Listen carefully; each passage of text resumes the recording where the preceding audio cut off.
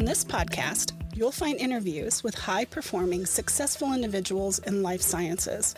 On a weekly basis, we cover their proven methods, principles, strategies, and mindsets to implement new technologies that scale to meet the needs of people in our world.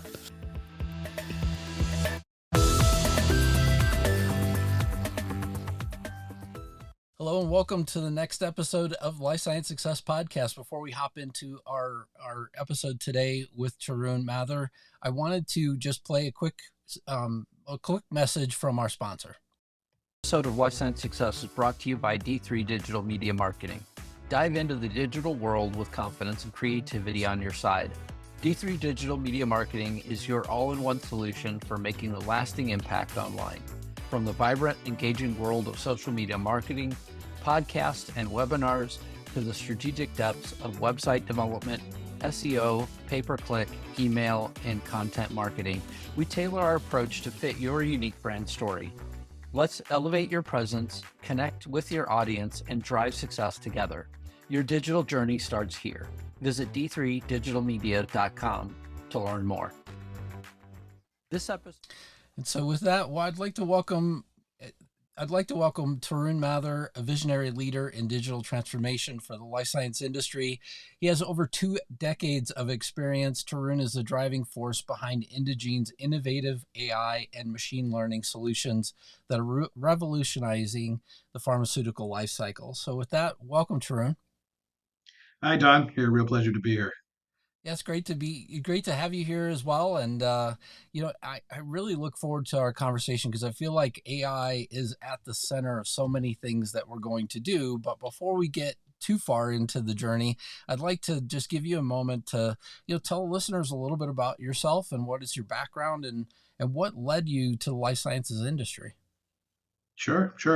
So I'm always been a software, hardware guy. When I was in elementary school, my father felt it was important for me to know how to code. So before I graduated 6th grade, I was already a competent Fortran programmer. And by the time I went into middle school, I could actually do a variety of different software platforms and was doing little side hustle projects, if you will. So coding, software development, that roadmap has been a passion of mine all along. And so along the way, I had when I went to college, I met up with some people who had, I would say like-minded folks. And so it was all a lot of skunk work, setting up in the bedrooms overnight, over weekends, teaching ourselves how to code, learning from people who inspired us. You can imagine as a young guy, we're into video games. So folks like John Carmack and such from id, those guys were huge motivators for us. And I happen to also be very connected through family, if you will, to a lot of physicians and a couple of some of the leaders in healthcare education. And along the way, at some point, these guys started, they were doing textbooks and medical review books. Along the way, they inspired me to start thinking about how do you communicate over the wire, if you will. How do we share information, knowledge, do this digitally? And so this was the early days of distance learning. I remember Real platform a while ago had some Smile technology, and there's a few other ones in the early days. And so we had started to then explore how do we take medical education and convey that digitally in a more robust, with some actual instructional design techniques. How do you do that over the wire? And I found that really exhilarating because you're doing something at this scale with novel technology, with a kind of a measurable outcome from there, right? I know what I'm trying to get done here and who we're reaching out to. And so that was my first foray into healthcare. And from that, this was at this point now we're at the late 90s. So this was kind of the dot-com boom era, if you will. And so we were able to get funding for an early stage startup, pretty good amount of funding. We launched a platform for first and second year medical students. Medschool.com was our first platform that we launched. And it was actually technologically quite sophisticated for its time, and quite successful in the terms of its engagement. So, we used to measure things with sticky time and things like that, right? So we had every single first and second year medical student in the U.S. On our platform looking at our content for an average of 45 minutes a day, which was pretty significant. But then we kind of realized, how do you monetize that, right? And this is where maybe some lessons have learned. There was debates between advertising versus sponsorship, and or charging a subscription. And so med students don't have money, so they're not going to subscribe. But if you put advertising on there, then all of a sudden you've diluted the credibility. And so all those debates. In retrospect, now we chose wrong. We chose not to go the advertising route. And so our company pivoted, and what we found was that the technology we had built was actually useful for pharma companies, particularly in Salesforce training. So if we're gotten very effective at teaching over the wire, and in the instructional design that's appropriate for healthcare, massive content library that was really fit for purpose, that were designed by the people who are expert teachers. So that entered us into the enterprise space. So that's how I got my foot in the door with enterprise life sciences. And so I'm based out of the West Coast, out of California, and so you can also imagine having a company of 100 physicians in Santa Monica, California, would have a significant burn rate along the way. And so while we were kind of growing our business, we were also burning a lot. And Indegene, based out of India, Bangalore, was at that time they were looking to make a foray into the U.S., and it got acquired by Indegene in 2005. So our company got acquired by them, so that we could take advantage of the onshore, offshore, take advantage of the same domain space, and also start to look at new ways of engaging with pharma beyond Salesforce training. And so then, since that time, I've carried over this role, and just obsession with how technology fits into these kind of problem solving, and but exclusively focused on the life sciences space since then. Yeah, I think, I mean, I- as I look at kind of the landscape and things with companies growing today, one of the biggest challenges that every company seems to have is, you know, what do you hold on to and keep onshore versus, what do you sort of, let go and put offshore? It'd be nice to always have a partner that was a little larger, that, had that capability, intrinsically versus, Yeah. having to just learn by trial and error as well. No, you're absolutely right. And one of the things that was very motivating for us was that it's one thing to have a partner, almost like you have a little bit hands off in relationship, in that, okay, we can give them requirements and set up some sort of governance and all that, but they're still two separate entities. It's another thing when it's the same organization, the same drivers, the same leadership, that's uniting them in a different way. And so we worked very hard, and I wouldn't say we've completely solved it. I don't think anybody has over these years, but Indegene's been around for 25 years, and have come up with a kind of operating model where some of those geographic distances start to disappear a bit. Mm. And part of it is we all work differently. We all just because of the time zones and things like that, but also just because we have the same leadership, the same organization, the same drivers, the same debates around operations, that all feeds into the same system. I think it's a much more efficient way for us to work, and I think quite productive. But it is an ongoing challenge, and then it got compounded when we switched to remote work, right?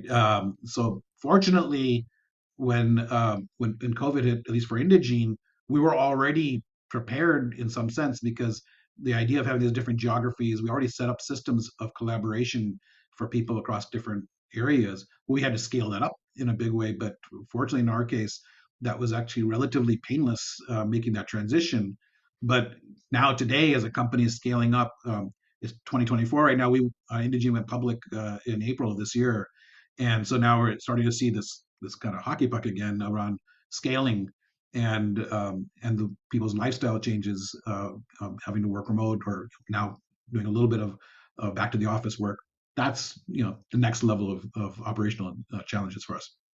Yeah, absolutely. The interesting part for me as well with regards to your background. So, whenever I think about programmers, oftentimes I think about the linear sort of things that have to happen inside of developing a program. But at the same time, game developers, that you brought that up, as a part of your experience, I feel like also have to be systems thinkers, because you have to not only think about sort of the, let's say, the character inside of the game and what is the character doing, but more broadly, how do you connect this, and how does the game actually function, and things like that. I feel like there's what do you call it?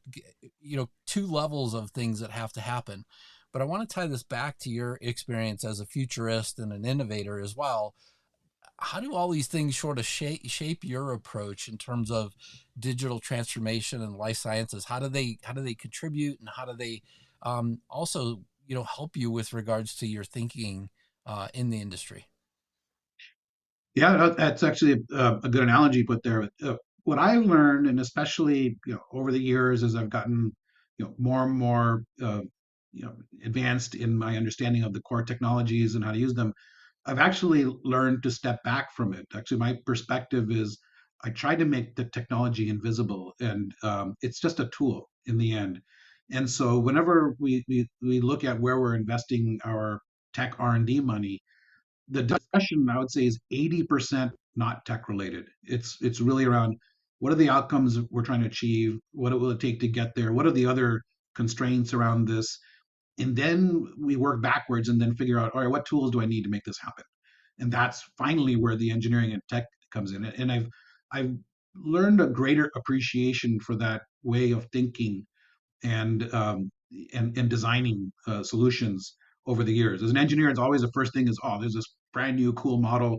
Everyone's excited about Llama 31405B. I'm excited by it, and so you start to build prototypes. But and now the kind of the mentality is actually let's go look. Is this something that can solve a problem? Is there a problem that we can actually tackle? Is it a real problem? Is today the right time to solve that problem? Timing is everything.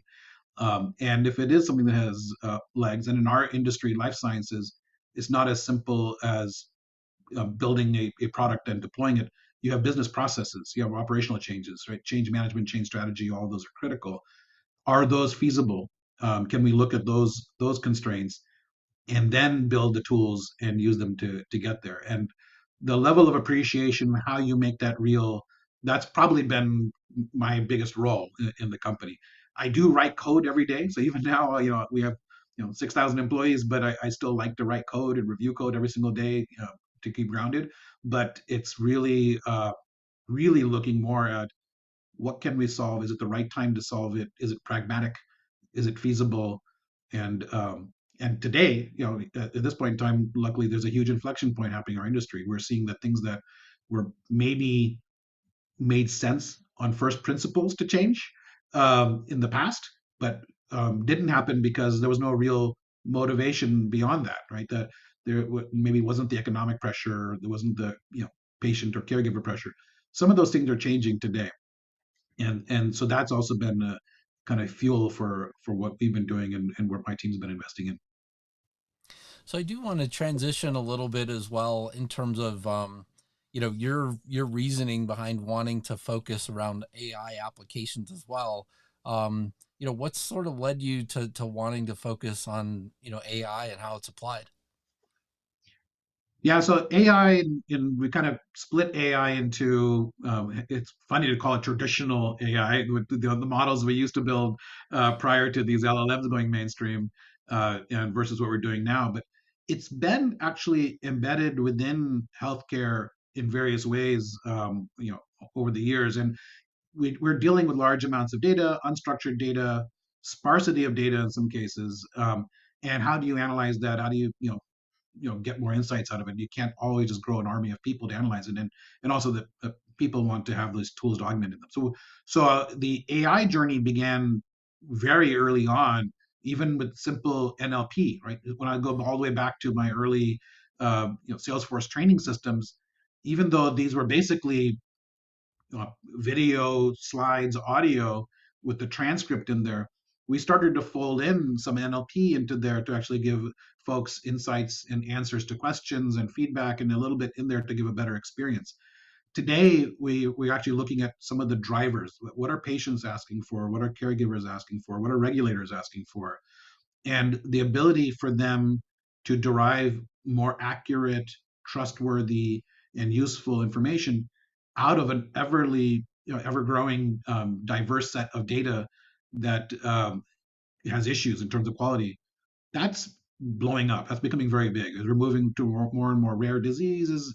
Personalized therapy programs. Patients are becoming more powered with wearables and devices. Huge influx of data of all dimensions, and people want to get something out of it. and make the tech invisible. And that's where I see AI coming in, and that's what's been kind of driving us, is that can the AI really be behind the scenes to remove a lot of that perceived complexity and messiness in the ecosystem behind things, so that the front end is clean, simple, pure. That's really exciting for us. And the Gen AI, what we're dealing with today, unlocks stuff that was it was a real bottleneck for us even a few years ago. And so now we can go back and leverage these language models and multimodal models to do things that in the past, that's not possible to do pragmatically. Yeah, I do. I mean, at least in terms of all of the data points and all the directions that companies can go, and the future of companies, um, needing this capability, I think is absolutely critical. I also sort of think about, um, whenever I think about like the public AI that's out there, right? So whether it's you're using ChatGPT or you're using something else that uses one of the Llama models, or something else that um, you know essentially is being built and structured in the public, is not typically what's going to be used in one of these companies, right? I mean, I would imagine the base is the same, but there's a lot of training that has to be done. And I guess the question I have, around the same sort of thing is, when you think about the sort of balance of innovation and regulatory needs that a company might have in the pharmaceutical sector, as well as just natural, I guess, protecting IP, right? Um, that balance probably creates a technological problem, because we want to train it, with the things that these models are more or less built to do, but also you're kind of, I would imagine, constricted at least a little bit in terms of the regulatory pressures and other things that are out there. But would love to hear your perspective on this as well. Yeah, yeah, no, and actually, all of those boundary conditions, we think we see them as opportunity, right? That's where you start to bring nuance, and that's what makes building a solution for life sciences different than for the automotive industry, right? It's those controls in there. What we also, this landscape, it's evolving so quickly. So if a year and a half ago, we were thinking about, all right, how do I train an LLM or fine tune it, or set up advanced reinforcement learning models, and basically customize the data sets to train these models. Today we've actually found that the current frontier models, even the ones that are available to the consumers, and I think we're on the cusp of seeing the next big model come out from OpenAI, but even the current state of the art, they're very capable systems. And what we found is that you have to wrap those in those layers that enforce those guardrails. So not only is it the regulatory and domain constraints, but we worried about things such as ethics, right, and Mm. traceability and authenticity. And in the past, where I would go in and rebuild a model for for one of our pharma customers, or for a domain or a therapy area, now we actually found I can take one of the existing frontier models, and through clever use of agents, which is probably the biggest growth area for Gen AI, agents that have access to knowledge experts, to human in the loop workflows, who have access to knowledge graphs and other data sources, I can build those constraints. So I can almost think of it as a pre-processing and post-processing surrounding these foundational kernels. And that gives very powerful results at a fraction of the compute costs. So, and that kind of realization and insight has been actually where we've pivoted our tech R&D money, is actually going and saying, okay, what are those things that we can do that surround the state of the art models, knowing that what I'm using today, I'm using GPT-4 today, tomorrow it'll be Strawberry GPT-5, whatever they come out, but those constraints around it would probably be the same. And so designing a system that encapsulates expert knowledge in a way that the machines can use, and having some of the mechanisms to critique and analyze it. Actually, you recently interviewed, was it Marcus Gershader, right, from Synthase? And he gave, it was a great interview, by the way, but he gave a really good example of having machines that can critique the output of the other machines, right, as part of Right. his lab work. And I think that kind of thinking, where you say, well, let me start conceptualizing these agents as human experts, And if I hired somebody new who's a junior, there's coaching, there's supervision, and over time they get better at doing their jobs, and they'll have somebody who will kind of sit over their shoulder for a while. And in some sense, we're replicating some of those flows and concepts. It was the same thing when we moved to online learning, right? I took classroom learning techniques, instructional design techniques. And how do you do it digitally? So there are, the scaffolding of your instructional design. Is there a translation for that into the digital and remote world? And the same thing is here. The scaffolding that we use for coaching and mentoring our human experts, can we set up scaffolding similar for AI agents? And that insight and kind of that realization is starting to materialize in where we're spending our time, and has been very motivating for us from a tech perspective. Yeah, I think I mean it's very I guess energizing for me as well to hear that, right? That you could in my simple mind, right? I just envision being able to tell AI, hey, look, you need to take an ethical approach with this. By the way, you also need to understand the regulations for pharmaceuticals, and with those constraints in place, now I want you to kind of consider this next round of development on this item, this drug, or whatever it might be. Yeah, yeah, exactly. And when it comes to our engineering side, we talk about AI and data science and all that, but actually, probably where our biggest focus today is actually knowledge engineering, Mm. right, to support that. And this is a discipline that's been around for decades as well. But I think in it, it's in the early days, but I think that's going to blow up in a very large way, because the actual data science and data engineering work, that the big hyperscalers, these big companies, when you're spending 10 $100 million on foundational models, they'll be there. But when you're trying to solve this domain specific problem, the knowledge engineering work to actually go and coax those kinds of answers to the machine that are ethically compliant, that are domain accurate, that work and are traceable and auditable, that comes down to the human expertise being able to codify their knowledge. So in knowledge engineering, we have these concepts of knowledge graphs, right? And there are various standards for this. There's these ontologies across different domains. The bioscience domain has a very robust community of people who have built very sophisticated ontologies of information. Now, the practice of creating and refining those ontologies and then using them in an AI world, that's where I think there's going to be a lot of innovation happening. And I expect we'll see huge results from that over the coming years. Perfect. Can you tell me a little bit more about a project at Indegene that you're particularly proud of?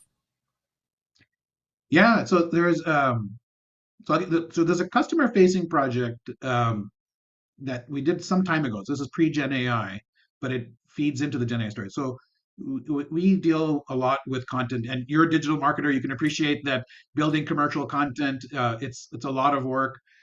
You work with agencies, and in healthcare and life sciences, you have all these extra constraints such as med legal review, making sure it's compliant, and the claims are accurate and backed up and referenced, the prescribing info is in the right place. So there's a lot of work that goes into creating a single digital asset for the commercial marketing side. And then as you try to engage with a variety of patients, let's say we're doing HCP engagement, the challenge for the pharma is being able to scale that up. How do you target different demographics? How do you personalize those messages and do that without breaking the bank or breaking timelines? So one strategy to do that is this idea of modular content, where you work with an agency to create a master reference that in each of those pieces in that piece of content is approved and validated, and now you can go reassemble those according to rules and build a new asset. So I can take an emailer and turn that into an ad banner, or I can turn that into a detail aid or other marketing assets. How do you optimize and make that more efficient? So one of the steps in that is the meta tagging attached to those modules. So if I can attach really good metadata, we have DAM systems, digital asset management systems that can store this data. How can I automate that and make that metadata more useful? So we built out a AI driven system, and at this time it was not a Gen AI, but it was a regular AI system, uh, where we trained the model to recognize content that was created for doctors, break it, so it'll actually look at a PDF document.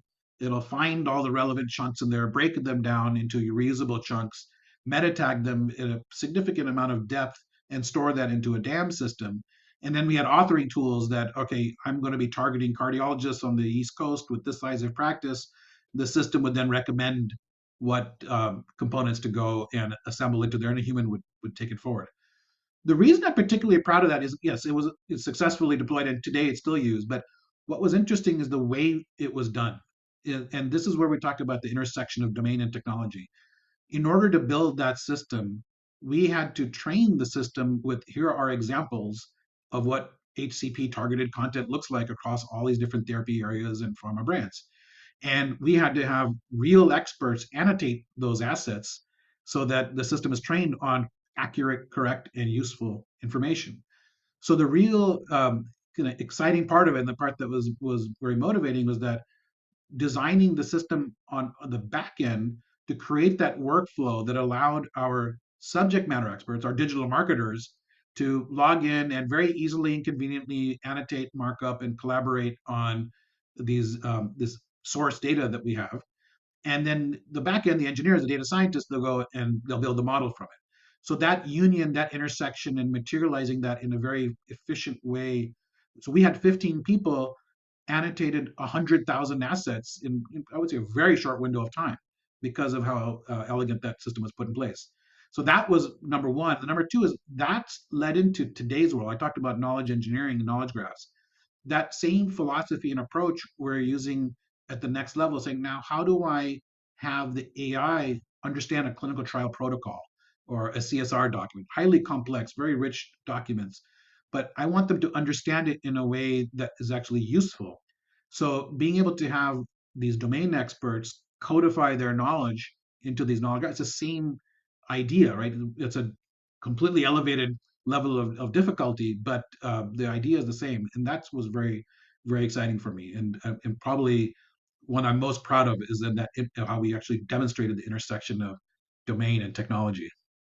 I mean, the amazing thing for me that I sort of hear in undertones of your answer as well is just this idea. So oftentimes with our social media clients, right, oftentimes we have to talk to them about the fact that all of us typically have a network of some sort. And so let's just use LinkedIn as the example.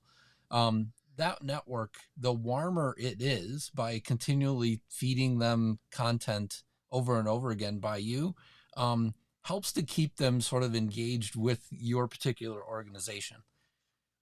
If you're one of these people that, let's say I post today on LinkedIn, and then 6 months from now I post again, and 6 months from then I might post something again, and one of those is a picture of a cat, one of them is a picture of me, on an airplane. Those are not normally things that people, widely engage with.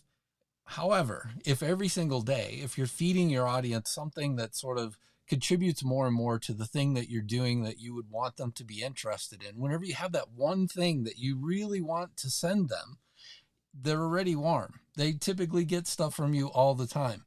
And some of this could lead to kind of a scrolling bias where people just kind of, see it and they're just like, yeah, I don't want to see any more from this person. But I also think that there's an opportune time to sort of push additional information out to people and say, hey, look, this is important. And what I can hear in some of the information that you provide is that there is a future where pharmaceutical companies or healthcare companies could continue to keep their audience warm. And oh, by the way, they also could, send them the most important thing or the most important announcement that they might have, and not have to necessarily always pay for that in advertising and other things because they've kept their audience warm, and there's a real benefit to it as well. So definitely sounds to me like an enabling capability inside of the industry. I think you're spot on. Actually, it's not just that the industry is capable of doing that.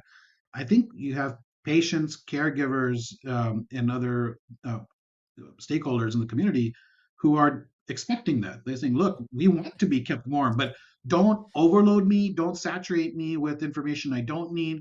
But when I need information, I need it now, I need it accurate, and I need it trustworthy. And the only way that the pharma companies can do that is if they understand you, right? So they understand if you're a physician in a practice, we understand something about the profile of patients in your practice. We understand maybe your kind of trend lines and behavior patterns, your prescribing behavior patterns. Not that we're trying to, you know, dig deep into your big brother you, but only because that way we can be more effective in communicating with you and not wasting your time. So I think our ability to do that technically is certainly getting much more mature, but more importantly, the appetite for the consumers to have that kind of an experience is so high that now it becomes real, right? And in the past, again, I always think first principles. Who wouldn't want a better experience with their healthcare providers and ecosystem? And so everybody always has this kind of altruistically, but now the technical enablers and the willingness to go through these new channels of engagement, as long as you can trust who's communicating with you, I think that's absolutely happening.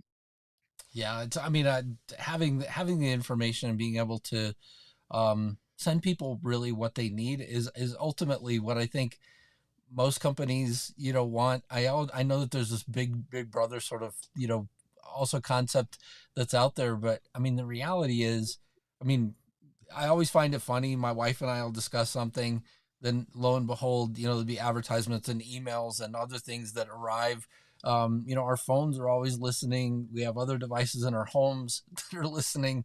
Who knows whether or not if our cars listen to us or not? I have no idea, there. But I mean, in part, I know companies need this information as well to be able to send you the things that you need, not necessarily to influence you in a bad way, I guess is what I'm trying to get around to. So, yeah.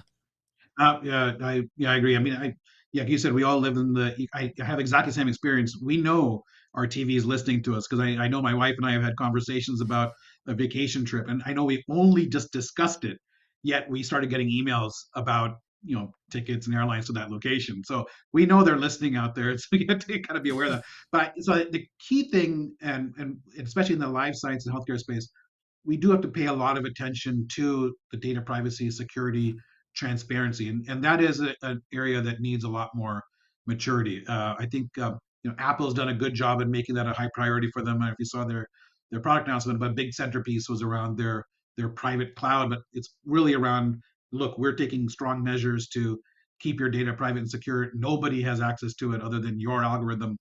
And I think the more we can do to build systems that are trustworthy, we'll get there.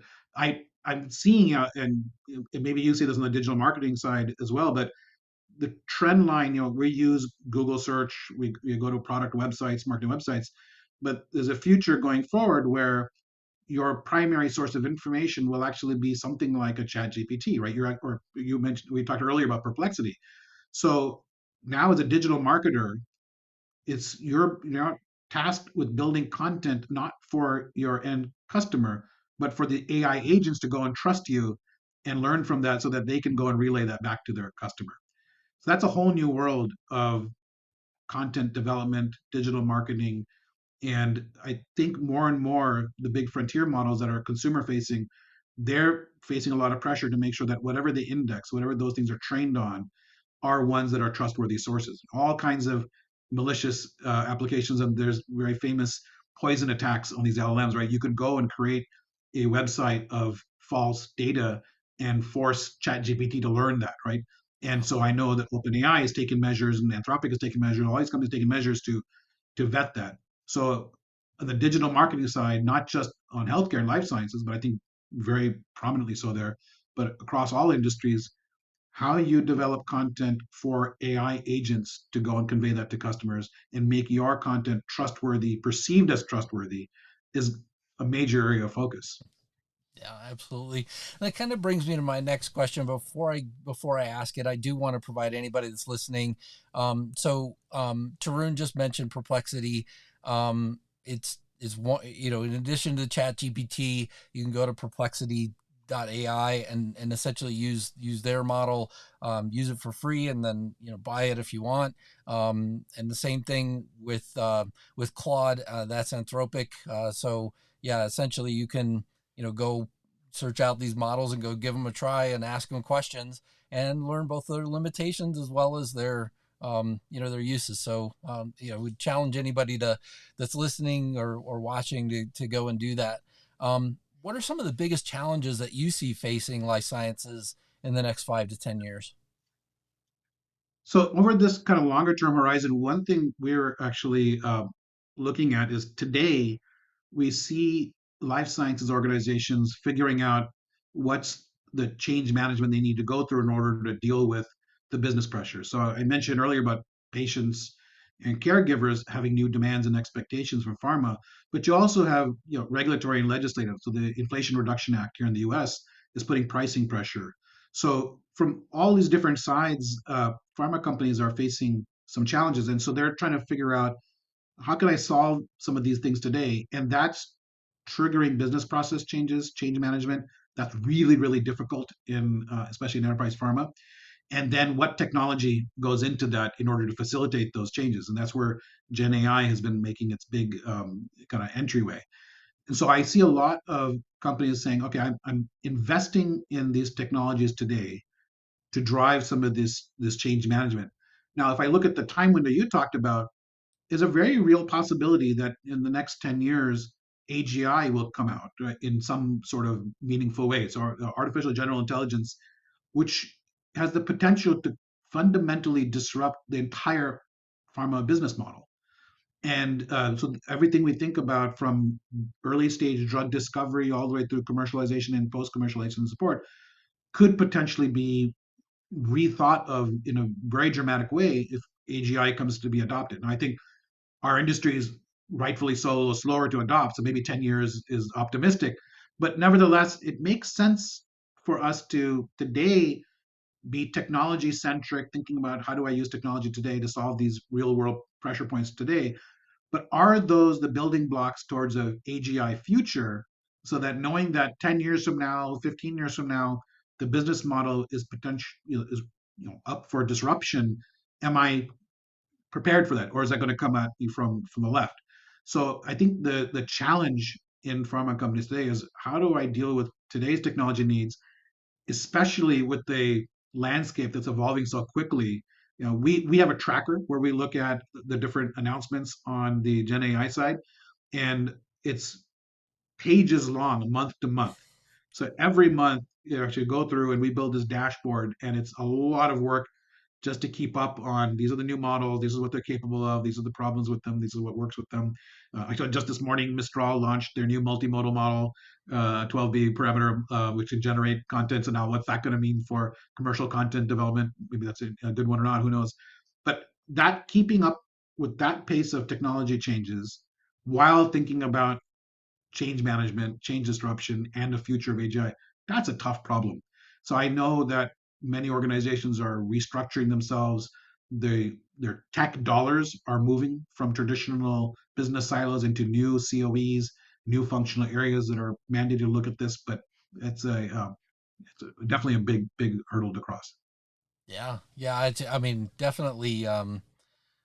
I could only imagine, right? All the stuff that comes at you, and it's kind of funny. I mean, I kind of chuckled whenever you talked about all the news, right? Because there's a lot of conversation inside of digital marketing on the amount that you actually leverage AI to create content. And typically we will leverage it, inside of our business, but at the same time, we have copywriters that have to go right behind it and sort of, you know, work with what's there and try and figure out what's the best way to sort of convey the message that we're trying to convey. At times, I feel like we don't necessarily, generate, great things out of AI. And in that case, oftentimes I've had, the copywriters come back and just say, look, I don't think this thing's at all usable. We got to go back and essentially start from scratch and sort of, work through, kind of the structure and, something that actually would be readable at the end. But at the same time, you know, given all the news every single day in AI, there's just got to be an unbelievable amount of information, plus the fact that we can produce that content so quickly now using AI. It just makes it even tougher to do your job. Yeah, and I think that nothing beats the human in the loop processes, right? Anything you generate from AI should have the eyeballs looking at it. So, but how do you design that system where the ROI from the AI is still there? If I'm having humans curate it, then am I really saving time? But I think there are very elegant ways to do that. And the potential of mistakes.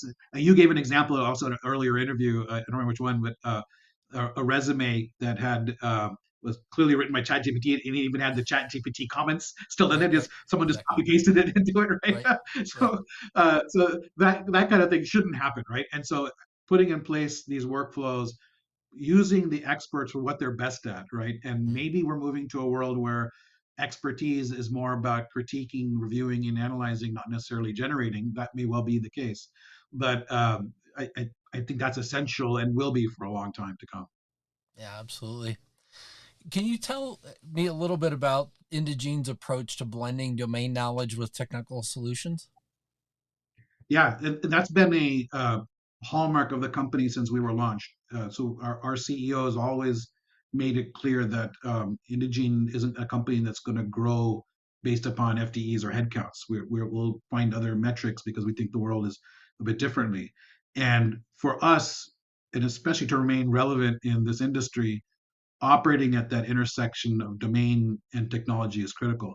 So we run a lot of operations and services. So in some cases they're kind of white glove, or a pharma company would outsource, let's say, in pharmacovigilance, safety case processing, or medical or publication review, those kinds of things. And so you have human experts who are working on those things, and then we give them technology assets to make them more productive and efficient. So that's kind of your first step into it. Now we are actually revisiting these things, and some of the things I talked about earlier, the knowledge engineering, is where we rethink that intersection point in dramatically different ways. So when ChatGPT launched, one of the first things we did was actually build a new in-house development tool that was targeted towards the domain experts, the subject matter experts, non-technical people. But what it allowed them to do was actually build AI bots in using their own domain language and all that. And the reason we built this versus took something off the shelf is that we said, for life sciences and healthcare, I want to make sure that the exercise of testing and validating the work is a first class citizen in the development life cycle.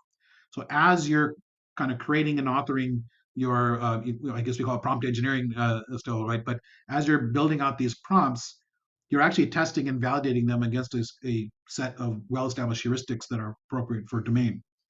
And so that tool then allows the subject matter expert, domain expert, to create, in effect, a piece of technology, and they can hit a button in that tool, which then publishes it as an API. Then the engineering team can come in and start to consume the AI. So this is going to act like my domain expert API. So now, as the engineers are more focused on the user experience, the design, the flow, those kinds of things, and they're not worried about trying to train a model. What I found many times is that a pure engineer, brilliant at training models, finding the best algorithms, but the nuances and the details of the domain that you need to encapsulate in there are often missed and get pushed to the client. And so what happens is that people come back and say, well, I'm going to build a platform, and now the client's responsible for going and making it accurate. And our point of view is that that's not Indegene's play. We take responsibility. It's our job to give you something that works and is trustworthy and solves for the domain. So that's where we operate. All of our investment dollars are building out these kinds of tooling. And on the CT office, where my big money is spent, we have 3 tracks that we're actively spending on that materialize this intersection. The first is that workbench tool, which kind of allows domain experts to build these. Now today they can build agents and other similar tools.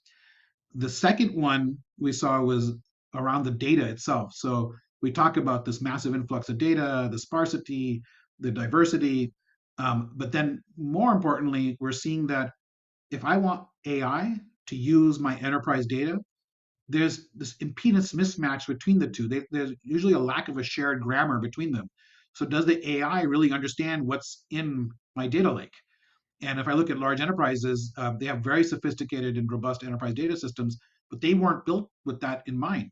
So we also then invested in a kind of middleware, if you will. It's a system that uses federated querying against different databases. but then creates the knowledge graphs, creates those indices, and creates, in technical terms, called DDL, but it's something similar to that, that allows the AI to get a much more thorough understanding of what the data is that's available to me, what the details of it are, what I can trust, what I can't, and gives much more reliable responses. So that's the second investment, was this kind of data, federated data indexing that's fit for Gen AI. And the third one is around AI agents themselves. Well, we've seen, we try to solve problems in commercial content, medical writing, in clinical trials.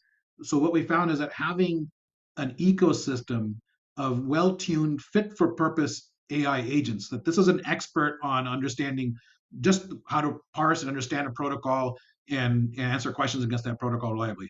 This is one that understands how to read an SOP for legal review of a commercial content.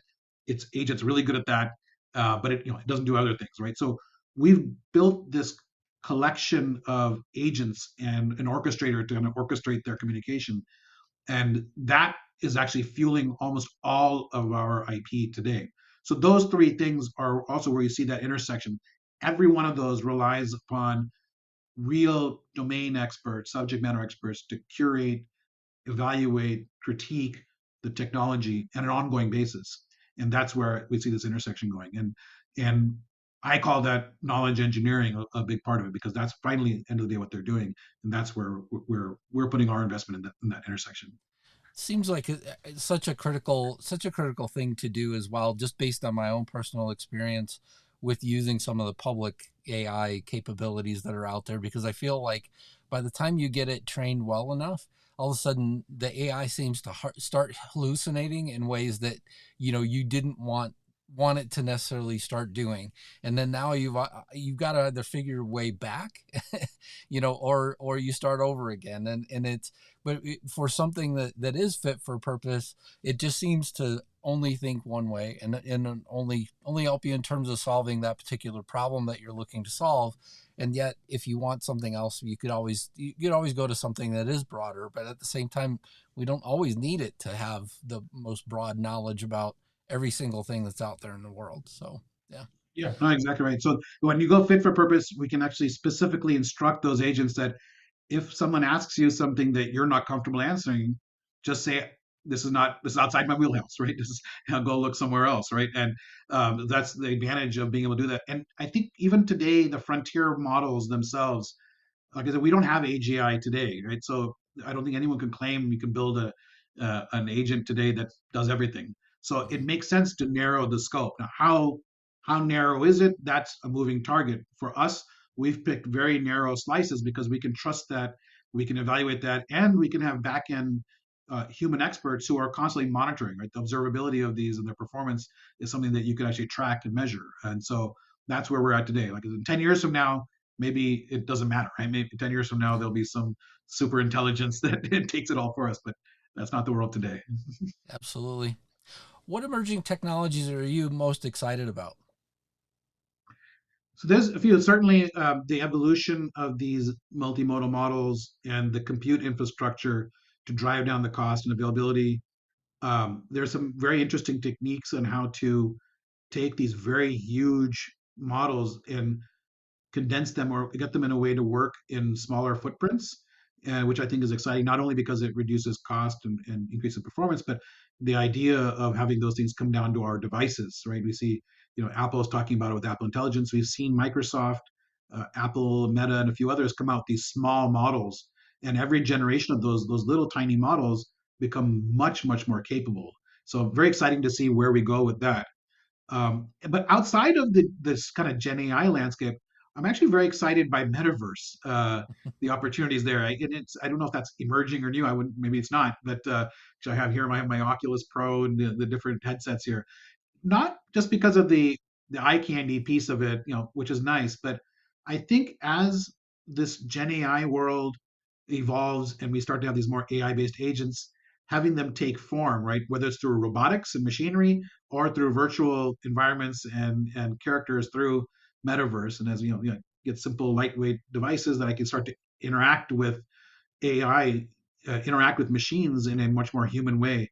that's very exciting to me. I think we're still, a fair ways off from that, but it's very motivating for me, even personally. Like I have two kids, both in college. One of my kids is on the spectrum, and so his way of socializing and all that right now, actually, Chat GPT has been huge for him because he learns how to socialize in a very safe environment, right?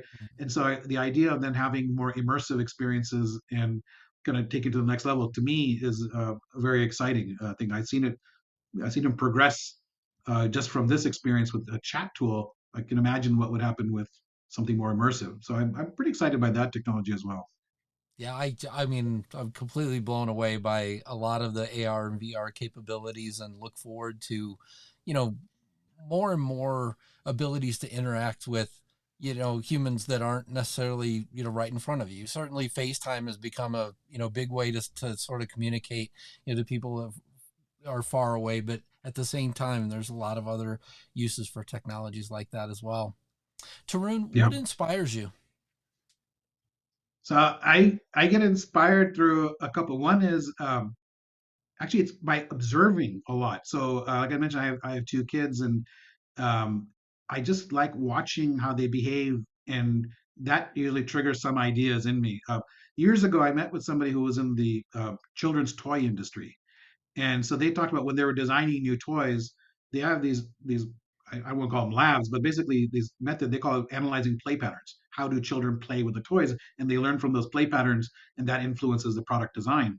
And that is always stuck in my head. And using that same idea inspires me in terms of the technology side. I'd like to look at the play patterns of how people are behaving in this digital world. And today with our all these devices we have, and tomorrow with things like these Oculus and Quest and those kinds of things. That is very inspiring to me to kind of go back and say, what can I do? Can technology fit in there? So that's certainly one. And then I also make a point every day. I actually carve out a few hours in the morning, and I go through archive and I go through Hacker News, Papers with Code, just to see what people are doing, some of the research going on. And luckily, as an engineer, I can actually try most of them, and that is super exciting. I mean, the just to see how people are thinking, the kinds of problems they're tackling, and how they're going about it, and what's being done, very, very inspiring. Very good. What concerns you? I am concerned about appropriate use of some of these technologies. We mentioned ethics and having trustworthy sources. I am concerned that we could go down a pathway where we just live such a fragmented environment of information that we don't have that we're all become so reliant on technology that but we don't have that level of trust or the ethics around it, that could just spiral into a bad area. I tend to work as an optimist, so I don't think that's going to happen, but it is in the back of the mind. And it is every time you see a news story, and especially right now, we're in election season going on. So the what creeps into our news feeds, what we see on TV, a lot of it, as you said before, is a lot of AI generated content. You may not even know it's AI generated content, and you don't know what sources fed into it. I don't know what the results from that could be. So that kind of information control concerns me as well. But I don't have concerns around the future of tech. I am very much optimistic and gung ho that there's going to be some amazing developments. There already have been, but the next 5-10 years are just going to blow our minds the same way I think they've been blown this past 2-3 years. Absolutely. Last question. What excites you? The art of possible excites me for sure, and so it's really tied to those above things. But I get, and whenever we're working on some sort of solution, I I I get really really excited by seeing outcomes, right? Measurable, meaningful outcomes, and if we can convey that, and we can excite our customers, we can excite our partners, and actually get measurable outcomes for it. Nothing is more exciting for me than actually doing something real, something meaningful, something that has impact. So that would be my number one excitement area on it. Also important. Well, Tarun, thank you so much for being on the Life Science Success Podcast. I greatly appreciate you being here. And yeah, it's great to hear all the things that you're working on at Indegene. And I wish you all the best. Thank you, Don. Really appreciate it.